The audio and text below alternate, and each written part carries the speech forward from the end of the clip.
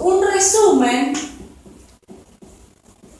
es un resumen de una ponencia. ¿Qué es una ponencia? ¿Se acuerdan? Yo les conté ayer. Sheldon Cooper, cuando asiste a un congreso, expone frente a los demás su tema, y también está Leonard y sus compañeros, ¿no? Entonces, su ponencia es justamente eso que él cuenta y tiene que ver con sus investigaciones. Ahora, ¿por qué un resumen? Porque cuando uno asiste a un congreso a veces hay 200 ponencias. Entonces, ¿qué es lo que sucede cuando hay 200 ponencias? Algunas mesas son en paralelo, entonces ¿cómo haces para decidir a qué ponencia vas a ir? Las mesas de ponencia suelen ser de 4 personas. Entonces, con un libro que te dan en la entrada del congreso, vos mirás los resúmenes de los trabajos y decidís cuál te interesa o cuál es pertinente para tus propios estudios. Entonces, ¿qué es esto que nos presenta Laura Kornfeld? Y por eso se llaman actas, ¿no? Después se llaman actas justamente a la recopilación de tanto de los resúmenes como de los trabajos completos, que es la publicación final que se hace después de cada congreso. Terminado todos los congresos se publica un libro en el que se despliega todos los trabajos expuestos de modo escrito. Se expusieron de modo oral, el ponente se expresó y luego quedan registrados bajo la escritura casi como si fuesen artículos. Finalmente, otra producción académica, incluso muchas veces se pide que se escriban ensayos para aprobar materias. ¿Por qué? Porque el ensayo es una especie también académica porque requiere del profundo conocimiento de un tema, o sea, tenemos que conocer profundamente un tema, pero no solo poder hacerlo ponencia, sino que además escribirlo de un modo muy atractivo, de un modo atrapante, de un modo estético, y así que la verdad es que es una forma realmente compleja, ¿sí? Entonces, yo lo que quería con esta simple explicación es que ustedes vieran que acá lo importante son los dos ámbitos en los que nos vamos a acostumbrar, que nos vamos a acotar, digamos, periodísticos y académicos, y que nos acostumbremos a esa idea, ¿no?, de géneros en términos generales como académicos y periodísticos, y por otro lado, géneros discursivos que dentro de lo que se produce en el campo periodístico y en el campo académico hay una variedad de nombres, es decir, de nombres de textos con particularidades. Un ensayo no es igual que una ponencia, aunque los dos sean académicos. Una nota de opinión no es igual a un horóscopo, aunque los dos se encuadren en el ámbito periodístico. Pero, bueno, determinar eso, ¿no? ¿A qué llamamos géneros académicos y periodísticos? Que tienen que ver más con el recorte del ámbito.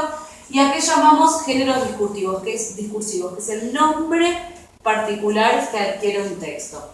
Finalmente, lo que no entra acá es lo que veremos después, que es la tipología o tipología textual, que es otro concepto que en esta actividad no se tenía en cuenta, tipología textual. Y la tipología textual hace referencia a esto que decíamos. Cuando yo les contaba, ¿se acuerdan esto de si recordaban a esta actriz argentina, ¿no?, que había dicho ¿qué pretende usted de mí? Y que yo les decía que cada vez que ustedes se preguntaran o estuvieran frente a un texto y se preguntaran acerca de qué tipo de texto es, una de las preguntas que había que hacerse es ¿qué pretende ese texto de mí, ¿no? Y de ahí surge la tipología textual, que, reitero, no era nada pedido en esta actividad, por lo tanto no debía aparecer en las respuestas, y decíamos que los textos pretenden argumentar. Ay, me queda chiquito ahí, pero lo podemos poner, si no, para el otro lado. Borro acá, esta parte. Cuando preguntamos por la tipología, estamos preguntando por si el texto pretende argumentar, explicar, narrar, dialogar, ¿sí? O describir.